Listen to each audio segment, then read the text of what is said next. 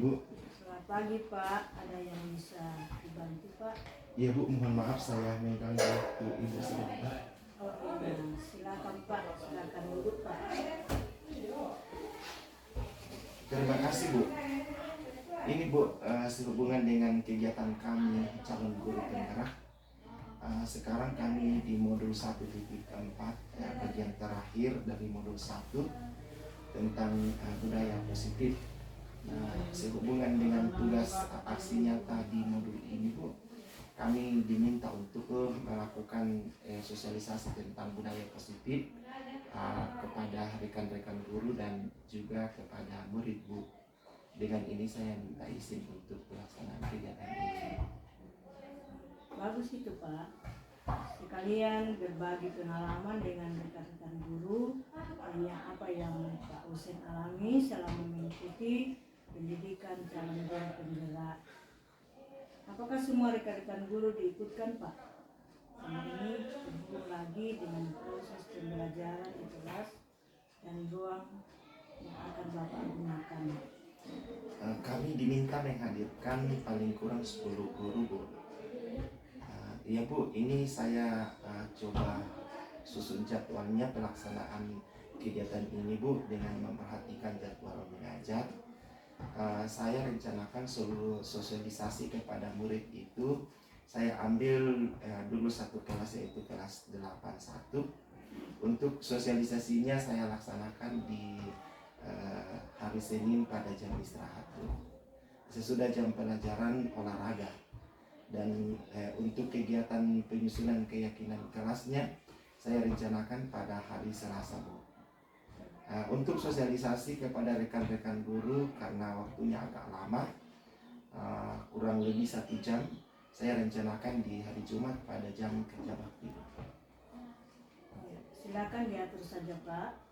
Yang penting kegiatan proses belajar kita di kelas tidak terganggu dan rekan-rekan guru bisa meluangkan waktu untuk hadir. Iya Bu, saya sudah konsultasi juga dengan beberapa rekan-rekan guru yang bisa hadir nantinya Bu.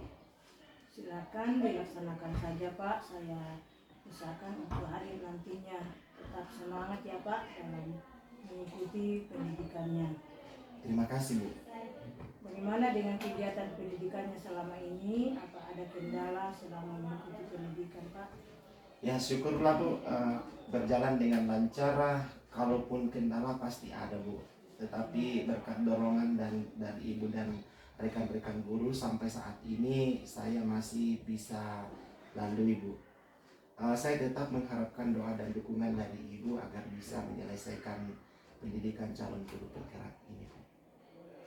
Ya Pak, kami tetap doakan dan tetap mendukung semoga selalu sehat dan bersemangat dalam mengikuti pendidikan calon guru penggerak dan berharap bisa menyelesaikannya dengan baik.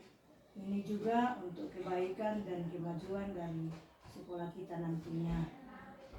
Terima kasih Bu. Jadi mungkin sudah bisa saya sampaikan kepada rekan-rekan guru tentang rencana saya ini. Iya, silakan Pak. Terima kasih. Selamat pagi Ibu Kepala Sekolah. Selamat pagi rekan-rekan guru sekalian. Saya mengucapkan terima kasih pada pagi hari ini Bapak Ibu meluangkan waktu untuk bersama saya. Mudah-mudahan waktunya tidak terlalu lama untuk mengambil satu video tugas guru penggerak di modul 1.4, yaitu diskriminasi budaya positif. Kami calon guru penggerak angkatan 9 diberikan tugas untuk mensosialisasikan budaya positif di sekolah, dan apa yang telah kami lakukan sehubungan dengan budaya positif ini di akhir modul 1.4.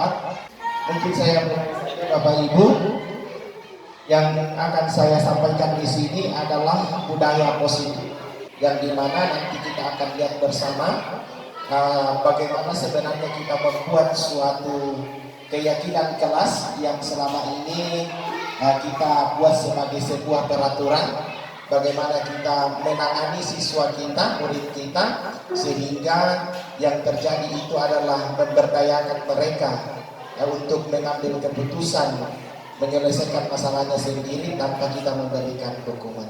Saya kira itu saja pengantar Bapak Ibu. Saya mulai dari bagian pertama. Ini diseminasi budaya positif.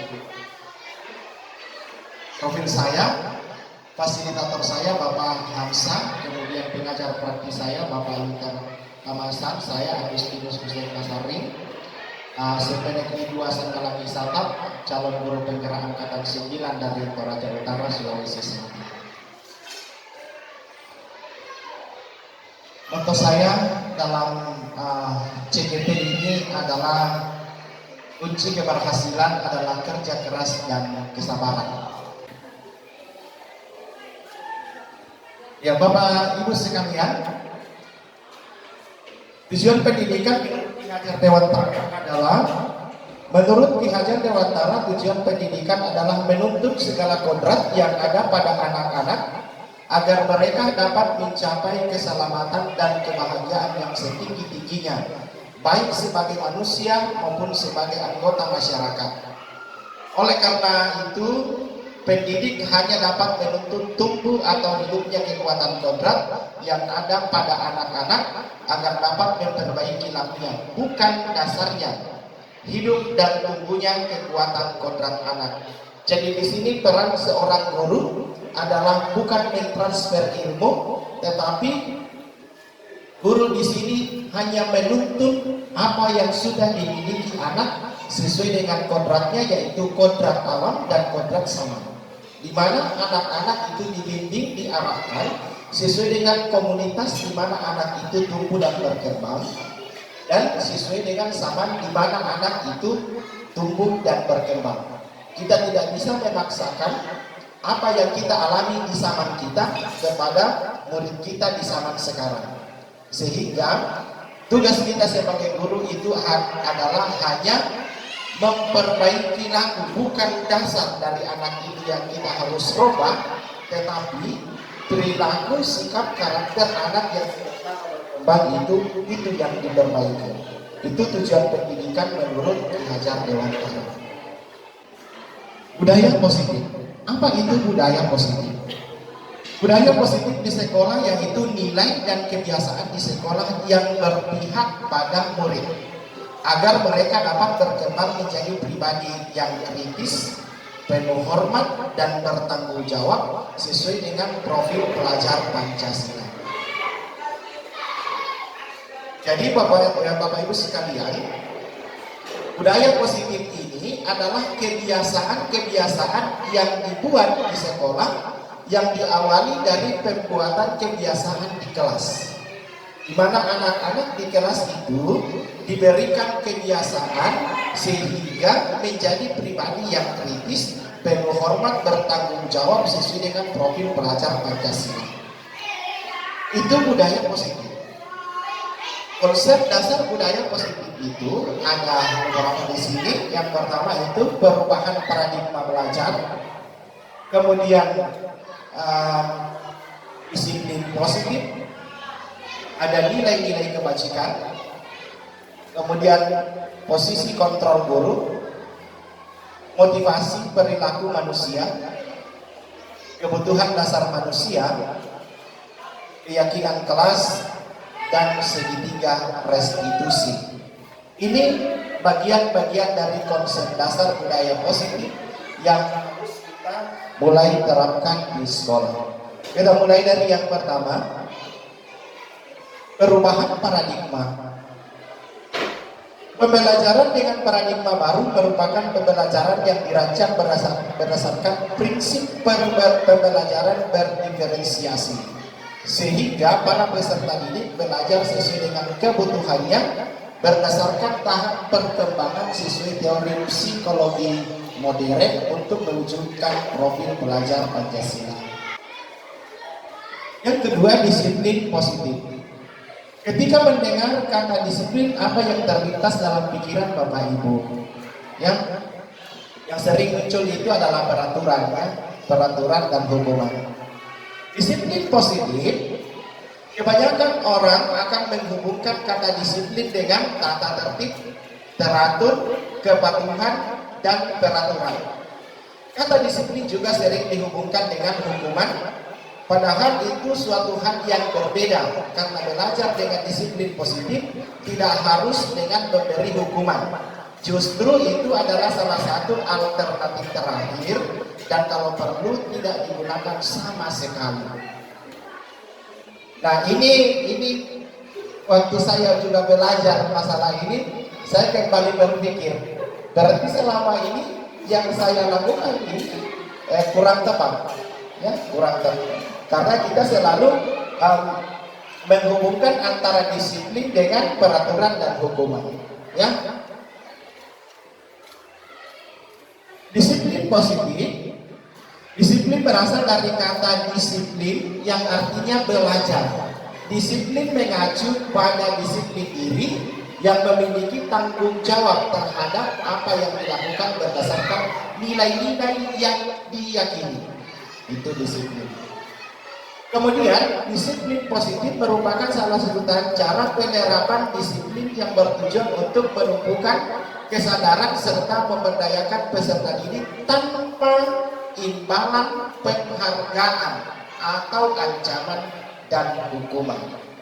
Jadi setelah saya masuk di guru penggerak, baru saya ternyata selama ini banyak hal yang tidak benar saya lakukan, yang sering memberikan reward, memberikan penghargaan kepada murid, ternyata itu bukan masuk dalam bagian budaya positif. Yang berikut adalah masih disiplin positif. Sebagai pendidik, tujuan kita adalah menciptakan peserta didik yang memiliki disiplin diri sehingga mereka berperilaku mengacu pada nilai-nilai kebajikan universal dan memiliki motivasi intrinsik dan perubahan perilaku ke arah yang lebih baik. Nilai-nilai kebajikan, nilai yang disepakati bersama lepas dari suku, bangsa, agama, bahasa maupun latar belakang. Profil Pancasila, profil pelajar Pancasila, saya kira kita semua sudah tahu profil pelajar Pancasila. Kemudian ada Ibo Primary Years Program, toleransi, rasa hormat, integritas, mandiri, antusias, empati, keingintahuan, kreativitas, kerjasama, percaya diri, dan komitmen. Kemudian di keterampilan kehidupan, life skill itu adalah dapat dipercaya, pendengar yang aktif, lurus hati, tidak merendahkan orang lain, dan memberikan yang terbaik dari diri. Itulah nilai-nilai kebajikan yang semestinya ditanamkan dalam diri murid-murid kita. Masih bagian nilai kebajikan, nilai-nilai ini merupakan payung besar dari sikap dan perilaku kita, atau nilai-nilai ini merupakan fondasi perilaku. Jadi yang mesti kita tanamkan pertama ini adalah nilai-nilai kebajikan, karena ini adalah dasar dari tumbuh dan berkembangnya karakter dari anak-anak kita, dan ini yang sedini mungkin harus ditanamkan. Makanya di sini dikatakan bahwa nilai kebajikan itu merupakan fondasi dari perilaku. Nilai-nilai kebajikan adalah sifat-sifat positif manusia yang merupakan tujuan mulia yang ingin dicapai setiap individu. Itu nilai kebajikan. Kemudian masuk di bagian kebutuhan dasar manusia. Kebutuhan dasar manusia adalah segala sesuatu yang kita lakukan untuk mendapatkan apa yang kita inginkan. Seluruh tindakan yang kita lakukan memiliki tujuan tertentu, dan semua usaha yang kita lakukan adalah dalam rangka agar kebutuhan dasar kita terpenuhi dengan baik. Itu kebutuhan dasar. Nah, kebutuhan dasar manusia itu dibedakan menjadi 5. Yang pertama adalah kebutuhan bertahan hidup, kebutuhan kasih sayang dan rasa diterima, kebutuhan akan kebebasan, kebutuhan akan kesenangan, dan kebutuhan akan penguasaan. Itu kebutuhan dasar dari setiap manusia yang selalu kita berusaha untuk penuhi. Kebutuhan bertahan hidup atau survival adalah kebutuhan yang bersifat fisiologis untuk bertahan hidup. Kebutuhan biologis sebagai bagian dari proses reproduksi termasuk kebutuhan untuk bertahan hidup. Kebutuhan psikologis pada kebutuhan ini meliputi kebutuhan akan perasaan aman. Itu kebutuhan bertahan hidup yang selalu berusaha manusia penuhi. Nah, manakah itu yang masuk dalam kehidupan ini? Di antaranya adalah kesehatan, rumah, makanan, pakaian, keamanan. Kalau kebutuhan ini salah satu tidak terpenuhi pada diri seseorang, khususnya pada diri murid, maka akan muncul pembangkangan dari mereka. Mereka intoleran karena ada salah satu dari kebutuhan bertahan hidup itu yang tidak terpenuhi dengan baik pada diri mereka. Nah, untuk menangani murid yang seperti demikian, kita terlebih dahulu harus mencari tahu apakah ada di antara kebutuhan bertahan hidup ini yang tidak terpenuhi dengan baik. Yang berikut, kasih sayang dan rasa diterima, kebutuhan untuk diterima. Kebutuhan untuk disayangi dan diterima meliputi kebutuhan yang akan hubungannya dengan koneksi sosial. Kebutuhan untuk memberi dan menerima kasih sayang dan kebutuhan untuk merasa menjadi bagian dari suatu kelompok. Kebutuhan ini juga meliputi keinginan untuk tetap berhubungan dengan orang lain seperti keluarga, pasangan, teman kerja, binatang peliharaan, dan kelompok di mana kita bergabung. Rasa diterima, dipedulikan, berbagi, kerjasama menjadi bagian dari kelompok. Jadi kita harus perhatikan anak-anak kita bahwa ternyata anak-anak itu butuh ini, butuh kasih sayang, butuh kebutuhan untuk diterima. Nah, yang mereka butuhkan adalah ini, kepedulian. Kemudian apakah kita juga berbagi dengan mereka? Apakah kita bisa bekerja sama dengan mereka? Atau apakah dia bisa berbagi dan bekerja sama dengan orang-orang yang ada di kelompok? Ketiga, penguasaan, kebutuhan pengakuan atas kemampuan. Kebutuhan ini berhubungan dengan kekuatan untuk mencapai sesuatu, menjadi kompeten, menjadi terampil, diakui atas prestasi dan keterampilan kita, didengarkan dan memiliki rasa harga diri. Nah, manakah kebutuhan-kebutuhan tersebut adalah ini, dianggap berharga, bisa membuat perbedaan, bisa membuat pencapaian, kompeten, diakui, dihormati. Jadi anak-anak kita itu membutuhkan ini sebagai kebutuhan atas kemampuan mereka. Kebebasan atau kebutuhan akan pilihan. Kebutuhan untuk bebas adalah kebutuhan kemandirian, otonomi, memiliki pilihan, dan mampu mengendalikan arah hidup seseorang. Kebutuhan kebebasan akan tinggi menginginkan pilihan mereka. Mereka perlu banyak bergerak, suka mencoba-coba, tidak terlalu terpengaruh dengan orang lain, senang mencoba hal yang menarik. Dan ini yang banyak kita alami, khususnya kami kita di guru-guru SMP, anak-anak kita, murid kita banyak mengalami hal di sini. Ya. Kebutuhan akan kesenangan adalah kebutuhan mencari kesenangan bermain dan tertawa. Kebutuhan akan kesenangan dengan belajar, anak-anak dengan kebutuhan dasar kesenangannya tinggi biasanya ingin memiliki apa yang dilakukan.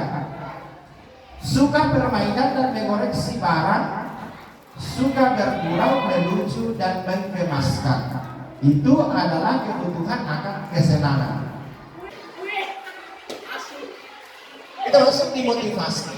Motivasi perilaku manusia. Yang pertama, untuk menghindari ketidaknyamanan atau hukuman. Yang kedua, untuk mendapatkan imbalan penghargaan dari orang lain.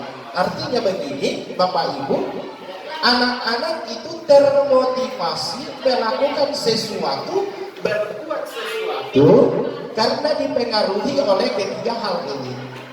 Yang ketiga adalah untuk menjadi orang yang mereka inginkan dan menghargai diri sendiri dengan nilai-nilai yang mereka percaya. Nah, kedua hal ini untuk menghindari ketidaknyamanan atau hukuman atau untuk mendapatkan imbalan penghargaan dari orang lain, itu merupakan motivasi ekstrinsik, motivasi yang asalnya dari luar, bahwa anak itu mau melakukan sesuatu karena takut untuk dihukum, atau dia melakukan sesuatu karena ada sesuatu yang dia mau ambil, ada penghargaan yang akan diberikan.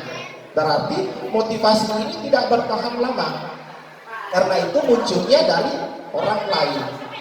Pada saat ia sudah mendapatkan hukuman atau tidak mendapatkan hukuman, maka motivasi itu hilang. Saya tidak dihukum walaupun saya melanggar. Atau pada saat dia sudah melakukan sesuatu dan tidak mendapatkan imbalan atau penghargaan, motivasi itu hilang. Yang katakan, saya sudah melakukan yang terbaik, saya tidak diberikan imbalan. Karena munculnya dari luar, motivasi intrinsik. Nah, motivasi ekstrinsik. Motivasi intrinsik adalah motivasi yang membuat anak itu mau melakukan sesuatu sesuai dengan apa yang dia inginkan dan dia yakini. Untuk menjadi orang yang mereka inginkan dan menghargai diri sendiri dengan nilai-nilai yang mereka percaya. Anak-anak melakukan sesuatu atau berperilaku demikian karena mereka yakin ada nilai yang mau dicapai dari perilaku itu. Itu motivasi perilaku manusia. Masih motivasi perilaku manusia untuk menghindari ketidaknyamanan atau hukuman. Ini adalah tindakan terendah dari motivasi perilaku manusia. Biasanya orang yang motivasi perilakunya untuk menghindari hukuman atau ketidaknyamanan akan bertanya, apa yang akan terjadi apabila saya tidak melakukan? Sebenarnya mereka sedang menghindari permasalahan yang mungkin muncul dan berpengaruh pada mereka secara fisik, psikologis, maupun tidak terpenuhinya kebutuhan mereka tersebut. Jadi mereka melakukan sesuatu sehingga di sini sering muncul ajang coba-coba. Saya coba dulu, betulkah hukumannya seperti itu? Ya. Kemudian motivasi perilaku manusia untuk mendapatkan imbalan atau penghargaan orang lain. Satu tingkat di atas motivasi yang pertama. Di sini orang berperilaku untuk mendapatkan imbalan atau penghargaan dari orang lain. Orang dengan motivasi ini akan bertanya, apa yang akan saya dapatkan apabila saya melakukannya? Jadi mereka sebelum melakukan itu sudah memikirkan, kalau saya lakukan ini, apa yang saya dapat di sana? Kalau saya tidak melakukan, saya tidak mendapatkan. Mereka melakukan sebuah tindakan untuk mendapatkan ini, pujian dari orang, kemudian mendapatkan hadiah, atau mendapatkan pengakuan atau imbalan. Nah, ini yang banyak kita sering lakukannya pada saat kita belajar, khususnya pada saat kita beri motivasi anak-anak. Kita selalu katakan begini, siapa yang dapat nilai 10, saya akan berikan ini. Maka anak-anak itu akan belajar untuk mendapatkan nilai 10 supaya dapat ini. Pada saat itu tidak ada lagi mereka katakan begini, sudah tidak ada, tidak diberikan lagi. Itu motivasi untuk mendapatkan imbalan. Kemudian yang berikut adalah motivasi perilaku manusia untuk menjadi orang yang mereka inginkan dan menghargai diri sendiri dengan nilai-nilai yang mereka percaya. Orang dengan motivasi ini akan bertanya, akan menjadi orang yang seperti apa apabila saya melakukan. Kalau saya melakukan ini, saya itu akan menjadi orang seperti apa? Mereka melakukan sesuatu karena nilai-nilai yang mereka yakini dan hargai. Ini adalah motivasi yang akan membuat seseorang memiliki disiplin positif, karena motivasi dan perilakunya bersifat intrinsik, bukan ekstrinsik. Jadi Bapak Ibu, kita kita didorong untuk selalu menumbuhkan motivasi intrinsik dalam diri peserta didik. Itu motivasi. Sekarang kita melangkah ke bagian 5 posisi kontrol. Nah, ini yang perlu kita perhatikan sebagai guru, ya. 5 posisi kontrol menangani siswa.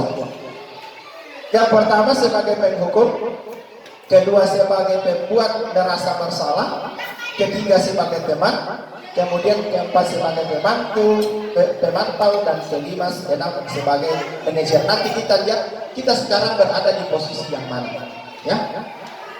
Yang pertama, penghukum. Seorang penghukum bisa menggunakan hukuman fisik dan verbal. Jadi hukuman bukan hanya bentuk fisik, tetapi lewat kata-kata juga itu hukuman. Nah, apa yang terjadi? Kemungkinan murid akan menjadi sakit hati, kemudian marah dan terdendam. Pada saat kita memposisikan diri sebagai penghukum bagi murid, maka mereka akan melakukan apa yang kita berikan, hukuman yang kita berikan, tetapi kita tidak tahu bahwa di dasar hatinya itu kita sudah menemukan rasa sakit. Oh, waktu usia ini setiap saya terlambat saya disuruh jalan bodoh. Itu akan tetap setiap ketemu dengan saya. Itu tukang suruh saya membuat jalan bodoh. Kemudian marah, selalu muncul amarahnya pada saat melihat kita. Belum lagi kalau dia apa? Mendendam kita. Ya? Kata-kata yang muncul sebagai seorang guru penghukum, posisi penghukum, coba kita lihat apakah sering kita lakukan. Patuhi aturan. Awas kalau kau tidak patuhi aturan ini. Kamu selalu saja salah. Kenapa kamu terus? Kita melangkah ke posisi kedua. Membuat merasa bersalah.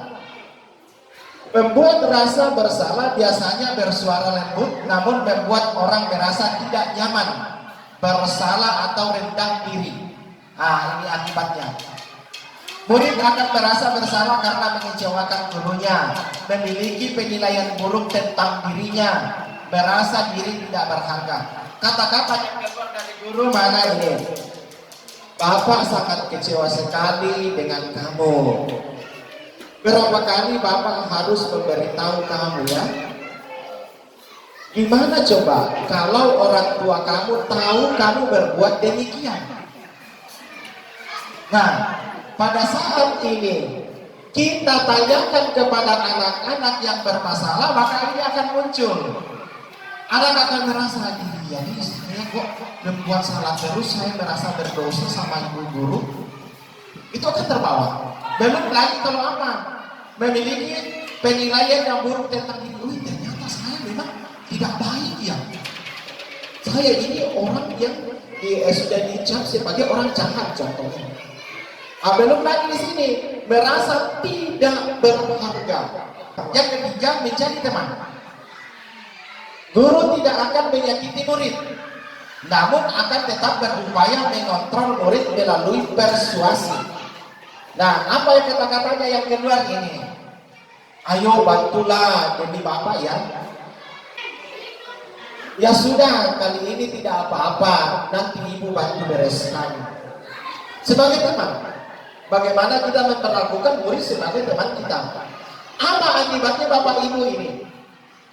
Hubungan baik akan terjadi antara murid dan guru.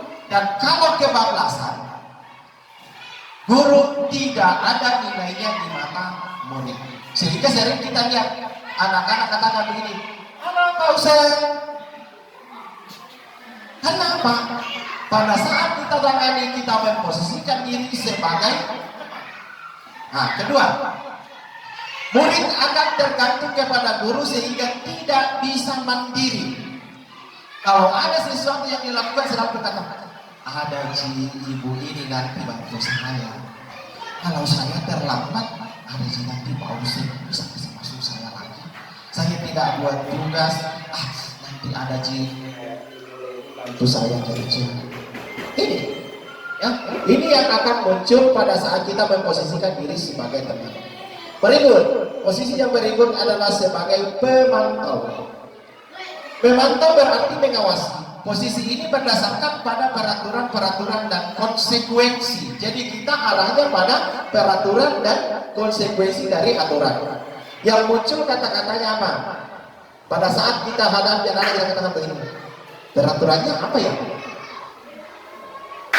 Apa yang telah kamu lakukan? Sanksi atau konsekuensinya apa?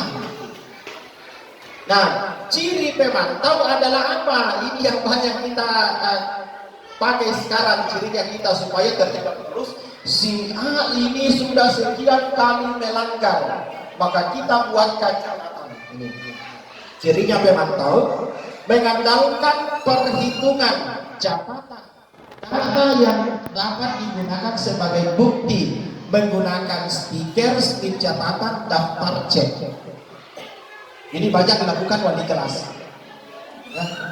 Ada catatannya, si A ini sudah berapa kali saya panggil, panggilan orang tua saya sudah sekian. Itu posisi kita berada di posisi pemantau. Akibatnya apa Bapak Ibu? Murid memahami konsekuensi yang harus dijalankan karena telah melanggar peraturan. Anak-anak sudah tahu bahwa ada konsekuensi dari pelanggaran itu. Guru tidak akan marah, emosi, tetapi membuat tidak nyaman. Kemudian murid harus menerima konsekuensi dari peraturan yang dilanggar. Inilah akibat dari pemantau. Berikut, posisi yang berikut adalah manajer. Guru berbuat sesuatu bersama murid, mempersilahkan murid mempertanggungjawabkan perilakunya, mendukung murid agar dapat menemukan solusi atau dari permasalahannya sendiri. Murid diajak untuk menganalisis kebutuhan dirinya maupun kebutuhan orang lain.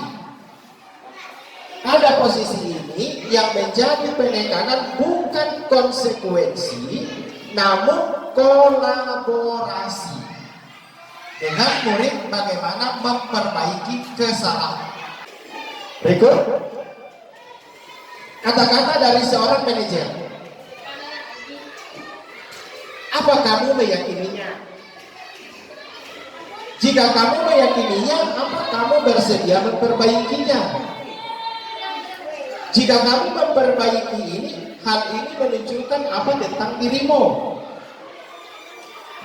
Apa rencana kamu untuk memperbaiki hal ini?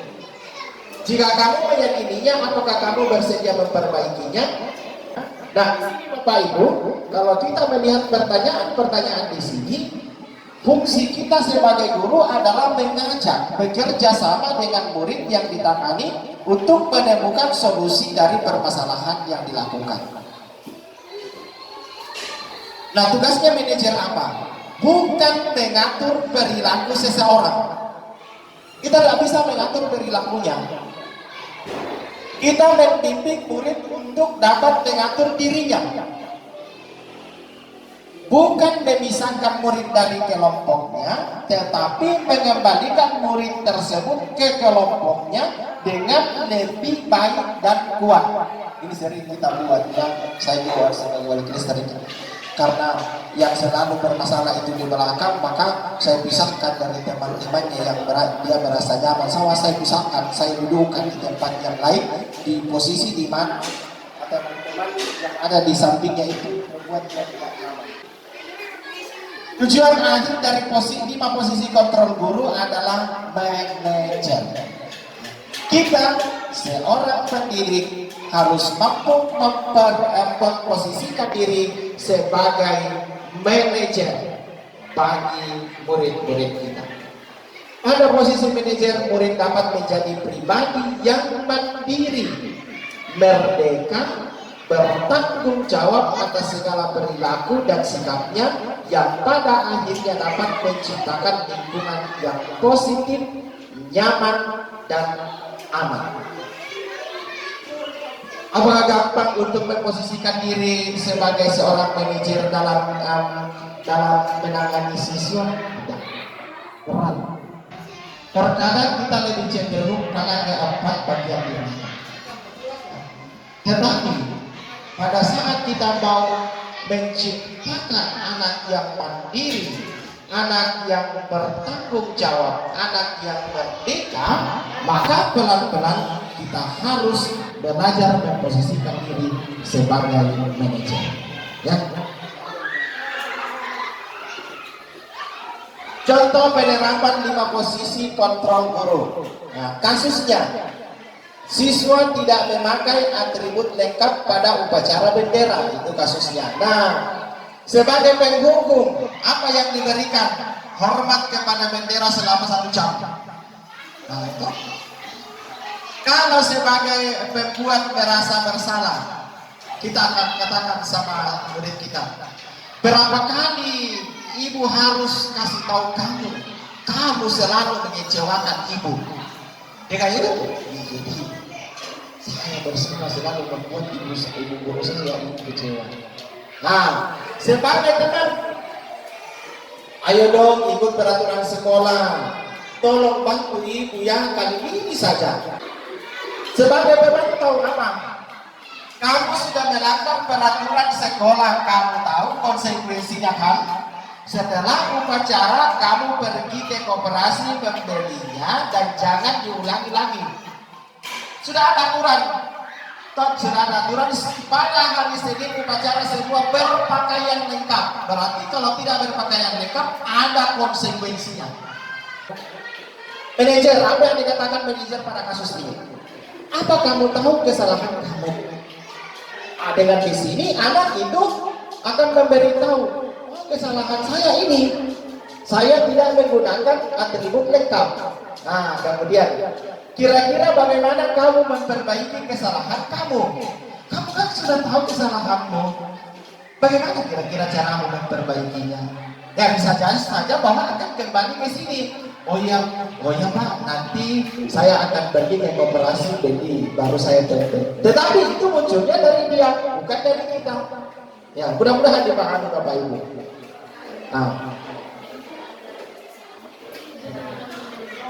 Nah, masuk lagi kita simak. Ada contoh di sini. Termasuk posisi kontrol apa? Saya kecewa sekali dengan kamu. Masuk di posisi kontrol apa itu? 2. Apa rencanamu untuk menyelesaikan masalah? Itu masuk posisi kontrol 5. Patuhi aturan, awas kalau tidak. Nah, pertama, ayo lakukan itu ya, teman. Oke, kita masuk di keyakinan kelas. Menjadi keyakinan. Ya. Apa itu keyakinan kelas, Bapak Ibu? Keyakinan kelas adalah nilai-nilai kebajikan universal yang telah disepakati secara tersirat dan tersurat lepas dari adanya ini latar belakang suku, negara, bahasa maupun agama. Jadi keyakinan kelas itu adalah nilai kebajikan yang berlaku umum yang disepakati bersama seluruh warga, apakah itu kelas atau sekolah, tetapi tidak boleh dilatar belakangi ini. Makanya dikatakan nilainya kebajikannya bersifat universal, berlaku umum. Dengan yang keduanya apa? Keyakinan kelas merupakan salah satu disiplin positif yang diterapkan dalam membangun budaya positif di lingkungan kelas atau sekolah. Cara membuatnya bagaimana? Keyakinan kelas dibuat secara bersama-sama dengan seluruh siswa yang mempunyai nilai-nilai kebajikan yang diciptakan. Jadi kalau itu kelas, berarti kita bersama dengan siswa kita dalam kelas. Kalau itu sekolah bersama, berarti bersama seluruh warga. Tujuannya apa? Mewujudkan merdeka belajar pada anak, dan anak akan diberi kebebasan untuk mengemukakan pendapat tentang keyakinan kelas apa saja yang mereka inginkan, serta menuangkan ide, pendapat, dan juga gagasan mereka secara terbuka serta demokratis. Tujuan kedua, mewujudkan disiplin positif kepada anak yang kemudian akan menjadi budaya positif di mana anak dapat menjalankan keyakinan kelas yang telah disepakati bersama dengan kesadaran diri dan tanpa adanya tekanan. Membentuk karakter yang positif pada anak melalui kebiasaan-kebiasaan positif, perilaku positif, serta keteladanan dari seluruh warga sekolah, yaitu guru dan murid.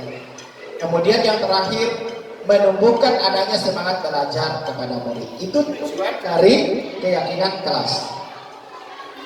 Cirinya keyakinan kelas ini, keyakinan kelas bersifat lebih abstrak daripada peraturan yang lebih terinci dan konkret. Ya, jadi maka tidak heran kalau keyakinan kelas itu tidak membutuhkan lembar-lembar kelas. Cirinya lagi berupa pernyataan universal atau umum, senantiasa dibuat dalam bentuk positif. Maka di keyakinan kelas itu tidak ada tidak boleh, dilarang, itu tidak ada. Hendaknya tidak terlalu banyak sehingga mudah diingat dan dipahami. Peraturan kita kan biasa sampai 2 lembar. Nah, ini keyakinan kelas hanya ringkas. Sesuatu yang dapat diterapkan di lingkungan tersebut. Jadi apa yang bisa dibuat konkretnya di tempat itu, disusun bersama semua warga kelas atau sekolah, dapat ditinjau kembali dari waktu ke waktu. Cara membuatnya, siswa menuliskan keyakinan kelas yang mereka inginkan.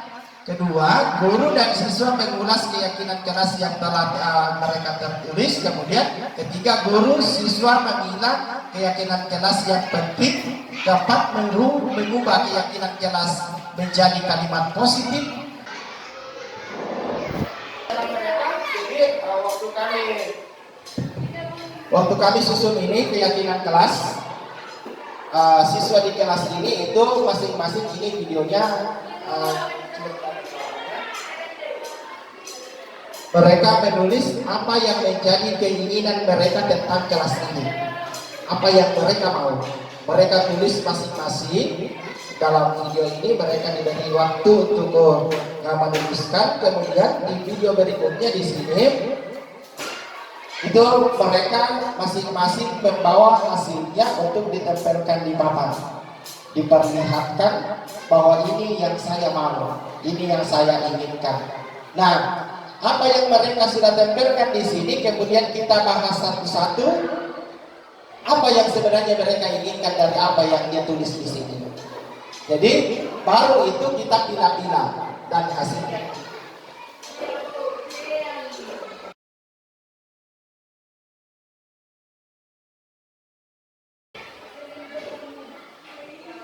Segitiga restitusi. Nah, ini yang penting sekali kita pahami sebagai seorang guru yang selalu menangani murid-murid kita. Segitiga restitusi, suatu proses dialog yang dijalankan oleh guru agar dapat menghasilkan murid yang mandiri dan bertanggung jawab. Disebut segitiga restitusi karena memang bentuknya segitiga. Ada 3 bagian, yaitu menstabilkan identitas, kemudian validasi tindakan yang salah, dan menanyakan keyakinan. Kita lihat satu-satu Bapak Ibu. Menstabilkan identitas. Bagian dasar dari segitiga restitusi bertujuan untuk mengubah identitas anak dari orang yang gagal karena melakukan kesalahan menjadi orang yang sukses. Ini susah sekali kita lakukan. Anak melanggar peraturan karena sedang mencari perhatian adalah anak yang mengalami kegagalan. Anak tersebut mencoba memenuhi kebutuhan dasarnya namun ada benturan. Nah, langkah ini pada saat kita menangani siswa kita yang bermasalah itu masih sangat minim kita lakukan. Kita panggil anak-anak, kita langsung tanya, apa tadi? Kenapa itu terus kau lakukan? Tanpa menggali dulu, kita tidak menstabilkan identitas itu. Ya. Menstabilkan identitas berdasarkan prinsip membuat kesalahan adalah bagian dari proses pembelajaran. Jadi kita diajak untuk memahami bahwa seseorang membuat kesalahan itu adalah dia sementara dalam proses, dan proses itu menjadi pelajaran bagi dia. Berbuat salah itu tidak apa-apa. Tidak ada manusia yang sempurna. Saya juga pernah melakukan kesalahan. Kita bisa menyelesaikannya. Bapak tidak tertarik mencari siapa yang salah, tetapi ingin mencari solusi dari permasalahan. Kamu berhak merasa begitu. Apakah kamu sedang menjadi teman yang baik buat dirimu sendiri? Nah, kalimat-kalimat inilah yang menjadi acuan atau contoh pada saat kita melakukan kegiatan menstabilkan identitas. Dan ini penting sekali. Validasi tindakan yang salah. Setiap tindakan kita lakukan dengan satu tujuan, yaitu memenuhi kebutuhan dasar. Kalau kita memahami kebutuhan dasar apa yang mendasari sebuah tindakan, kita akan bisa menemukan cara-cara paling efektif untuk memenuhi kebutuhan. Ini sering juga terlupakan. Pada saat kita ini murid kita memvalidasi tindakan yang salah, kita tidak mencari tahu kebutuhan apa yang tidak terpenuhi pada anak tersebut sehingga dia melanggar. Contoh, setiap kali dia terlambat. Dalam konsep kita, anak ini memang anak bandel. Sudah berkali-kali itu dipanggil dan diberitahu tetap terlambat. Tetapi hanya sebatas itu kita lakukan. Kita tidak memvalidasi tindakan yang salah. Apa kebutuhan dasar dari anak ini yang tidak terpenuhi sehingga anak ini terlambat. Ada satu kasus saya temukan begini. Dia selalu pukul temannya di kelas. Kalau dia tidak tinju, dia cubit. Berkali-kali saya marah. Apa yang kamu melakukan hal itu? Nah, kemudian saya mencoba ini, mempraktekkan ini di bagian sini. Kemudian saya temukan ternyata kebutuhan dasar anak ini tidak terpenuhi adalah di rumahnya dia tidak dihargai. Saya tanya, apa masalahnya? Lama baru di rumah saya itu tidak nyaman. Kenapa? Karena mendengar orang di rumah saya itu berbicara baik tentang saya. Maksudnya apa? Setiap saya tegur selalu dikatakan begini, kau itu anak yang tidak berguna, kau anak yang tidak pernah bisa diharapkan. Saya bekerja pun tidak diakui. Nah, hal itu kemudian membuat dalam hatinya bahwa dirimu ini orang yang tidak ada nilainya, tidak ada harganya.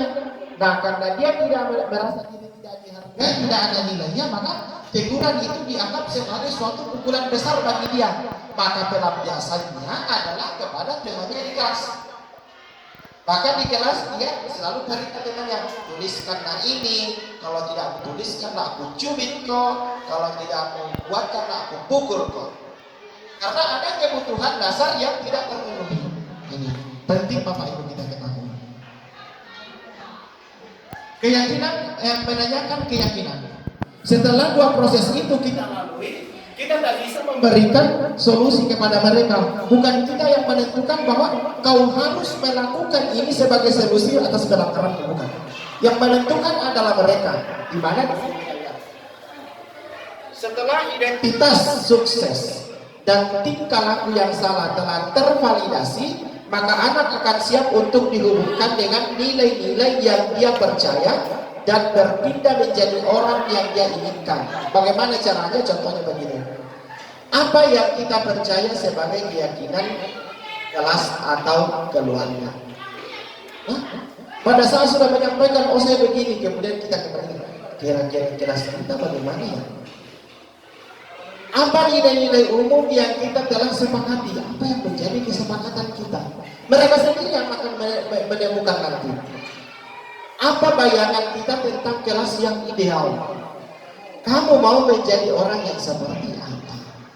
Contoh, anak-anak yang bawa HP ke kelas pada saat belajar kedapatan. Kemudian sesudah itu kita validasi tindakan salahnya, kemudian sampai di sini kita tanyakan, yang kau lakukan itu sesuai dengan kelas tidak? Oh tidak, saya melanggar keyakinan kelas ini. Kemudian kau melanggar keyakinan kelas itu, apa yang kamu berbuat? Dia sendiri yang akan menjelaskan. Nah dengan itu Bapak Ibu, karena munculnya dari dalam, akan tertanam di hatinya. Saya pernah tersandung kasus ini dan saya mendapatkan solusi seperti ini. Itu akan tertanam karena mereka sendiri yang menemukan. Ya, selanjutnya Bapak Ibu, saya akan memperlihatkan proses yang kami tempuh di kelas 81 ini untuk merumuskan keyakinan kelas, mulai dari tahap sosialisasi tentang keyakinan kelas ini sampai pada perumusan yang dilaksanakan bersama dengan seluruh anggota kelas ini sampai pada terciptanya sebuah kesepakatan kelas di kelas 81 ini.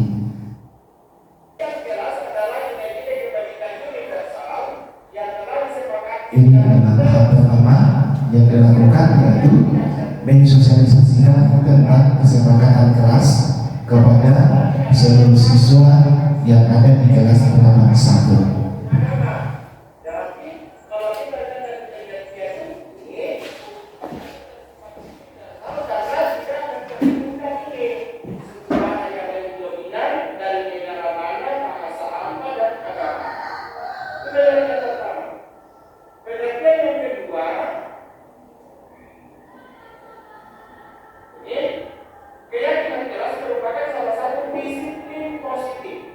Yang dapat dijalankan dalam membangun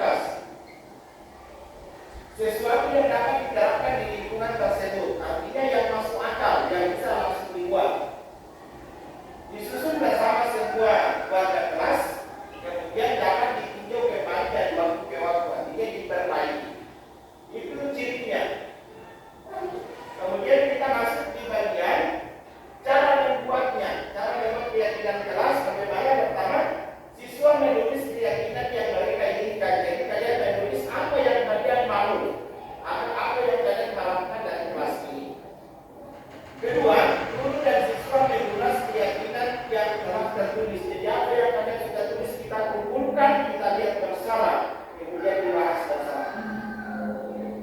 Guru dan siswa meminta keyakinan jelas yang penting dan semua yang kalian sudah buat itu kita pilih-pilih, kita pisahkan mana yang kita anggap penting untuk jadi keyakinan keras.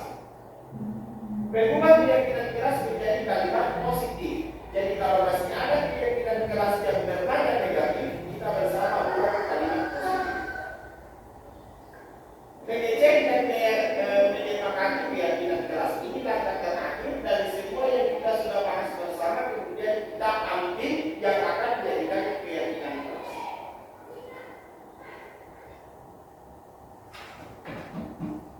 Ya, Jamik.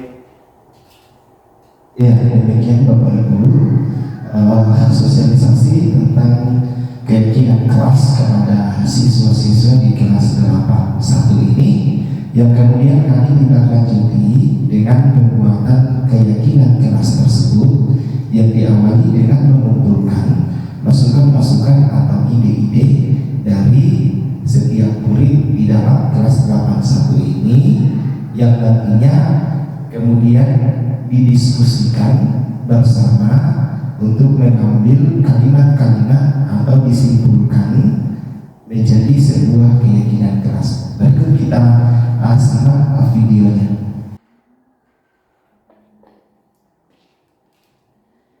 Nah, Bapak Ibu sekalian, kalau kita perhatikan di sini anak-anak sudah mulai menuliskan apa yang mereka inginkan dari kelas ini, mereka tuangkan untuk nantinya dijadikan sebagai sebuah keyakinan keras.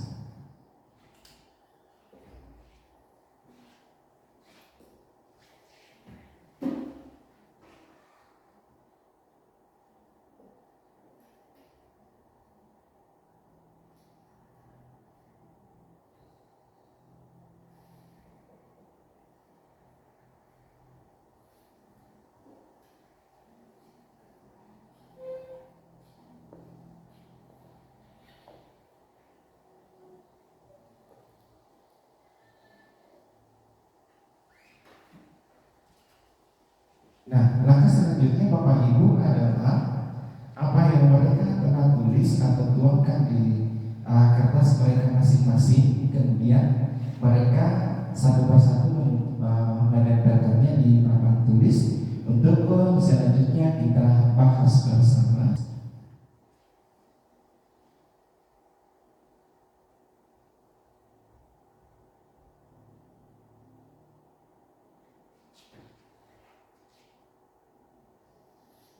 Nah, di sini Bapak Ibu mereka satu persatu menempelkan apa yang telah mereka tulis sesuai dengan kemauan atau ide mereka masing-masing tentang rancangan atau usulan mengenai keyakinan kelas tersebut.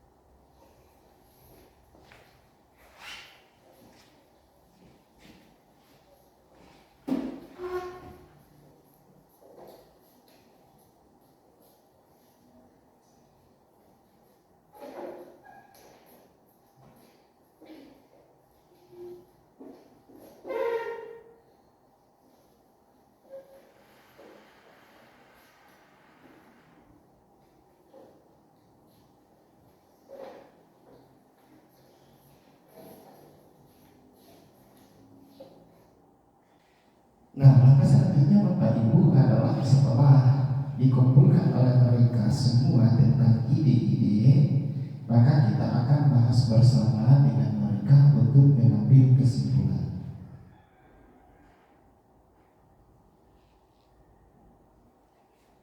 Kalian sudah menuliskan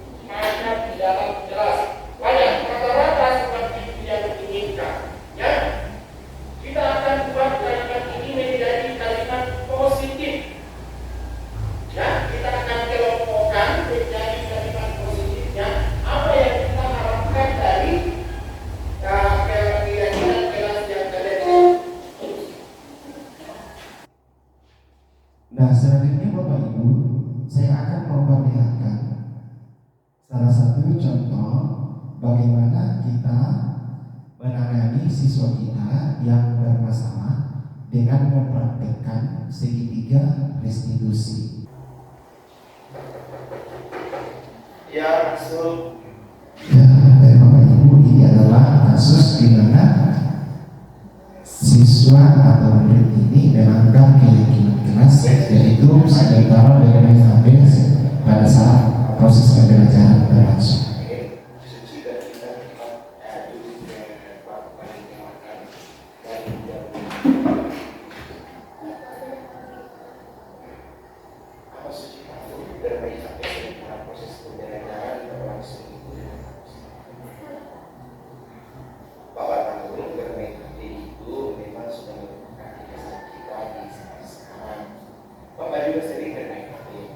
Tapi kita harus tahu kapan waktunya kita suci dari main HP sementara proses pembelajaran pasti suci dan dunia. Kira-kira apa saja? Nah, apakah suci tahu bermain HP sementara proses pembelajaran itu sesuai dengan kesepakatan kelas atau tidak?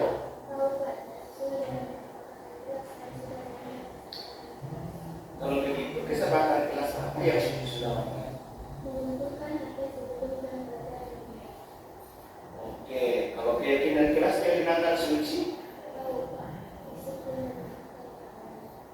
menurut suci, apakah disiplin dan menghargai orang lain itu penting? Betul sekali suci. Karena dengan disiplin dapat menyelesaikan pekerjaan dengan baik dan tepat waktu dan menghargai orang lain dan bantu kita menjadi manusia yang lebih baik dan lebih memahami sesama. Nah, sekarang apakah suci mau memperbaiki kesalahan tersebut?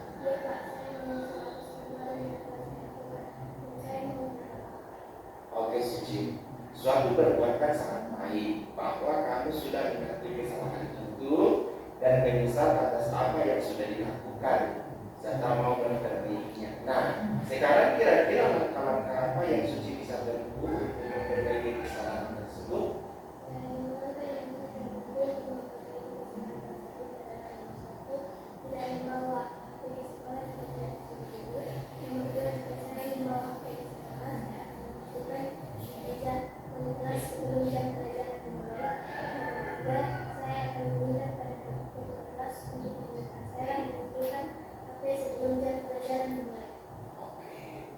Apa ini hal itu bisa suci lakukan?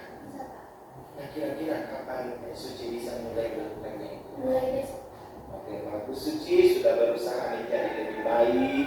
Bapak doakan agar suci menjadi anak yang selalu mengikuti kesepakatan dan keyakinan kelas kita ya. Oke, terima kasih suci. Nah, itu Bapak Ibu, sebuah kasus di mana anak itu tidak mengumpulkan HP-nya pada saat jam pelajaran mau dimulai dan sebentar jam pelajaran berlangsung ia bermain HP. Kita dengar tadi dari diskusi yang saya lakukan dengan siswa tersebut, si Suci, ia sendiri yang menemukan kesalahannya, kemudian ia juga berusaha mencari dan menemukan solusi dari kesalahan tersebut. Kita hanya memberikan pengarahan, kita hanya membantu untuk menemukan solusi tersebut. Berikut kasus yang kedua, di mana seorang siswa yang selalu terlambat datang ke sekolah.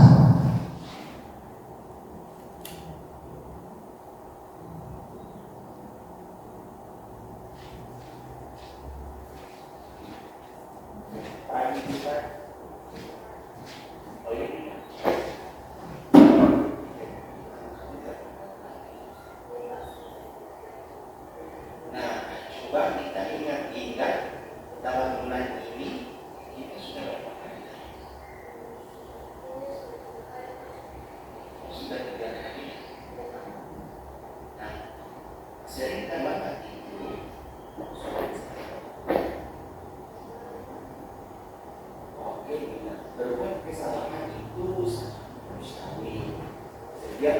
solusi apa yang di sini Bapak akan mencari yang salah. Yang terpenting kita bersama-sama mencari solusi agar kita yang kita terlambat pasti mempunyai alasan. Nah, coba jadi alasan ini.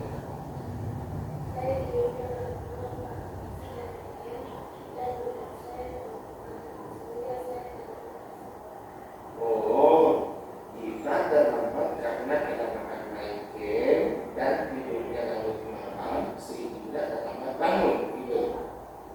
Tidak terlambat itu apakah sudah sesuai dengan kesepakatan dan kita atau tidak?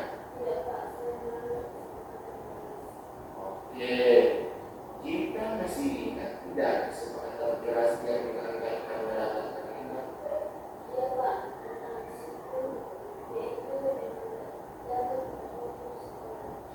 Kita menurut kita apakah disiplin itu penting atau tidak?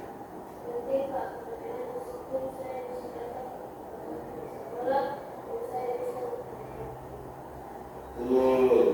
Menghargai waktu itu sangat penting dan sangat bermanfaat. Nah, dengan menghargai waktu, kita juga menghargai orang-orang yang ada di sekitar. Nah, pekerjaan kita dapat selesai dengan lancar dan kita tidak ketinggalan.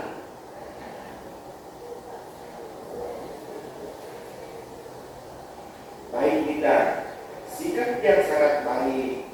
Kau mau mengakui dan minta maaf atas kesalahan yang sudah dilakukan. Nah, sekarang kita mau memperbaiki kesalahan itu.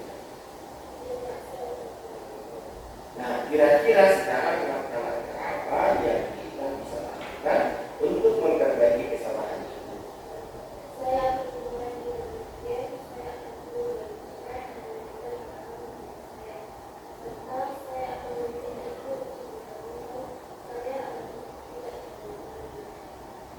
Kira-kira kapan itu bisa kita lakukan? Oke, bagus kita sudah berusaha menjadi baik. Bapak doakan agar kita menjadi anak yang selalu berlaku kesepakatan kelas dan kesepakatan sekolah. Nah, Bapak akan tetap bekerjasama dengan orang tua kita agar kita tidak dapat bermain di sekolah ya. Terima kasih kita.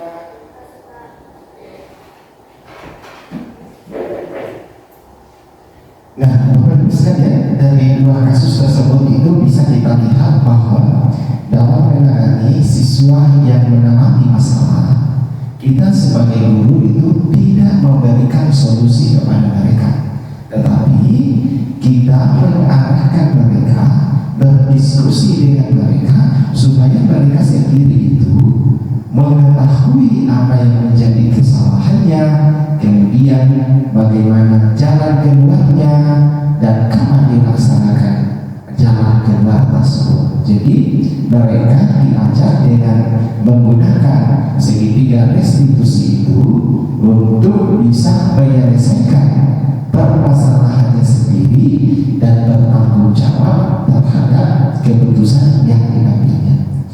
Saya kira demikian Bapak Ibu. Terima kasih atas waktu dan kesempatannya boleh hadir di dalam kegiatan ini. Mudah-mudahan apa yang saya paparkan kali ini tentang budaya positif boleh ada sedikit makna diambil oleh Bapak Ibu sebagai seorang pendidik, dan mudah-mudahan Bapak Ibu juga termotivasi semua untuk mengikuti jejak kami, ikut guru penggerak ya. Saya yakin Bapak Ibu pada saat menjadi guru bergerak, Bapak Ibu akan menjadi orang-orang hebat. Sekali lagi terima kasih teman-teman mau meluangkan waktu, khususnya teman-teman dari SD mau hadir saat ini dalam kegiatan saya. Terima kasih Ibu Kepala Sekolah yang memberikan isi dan mendukung sehingga kegiatan ini boleh berjalan dengan baik. Mudah-mudahan dengan semangat teman-teman rekan-rekan sekalian, saya termotivasi untuk semakin meningkatkan kapasitas untuk menyelesaikan program studi. Sekali lagi Terima kasih. Mohon maaf jika ada hal-hal yang tidak berkenan. Sekian dan terima kasih.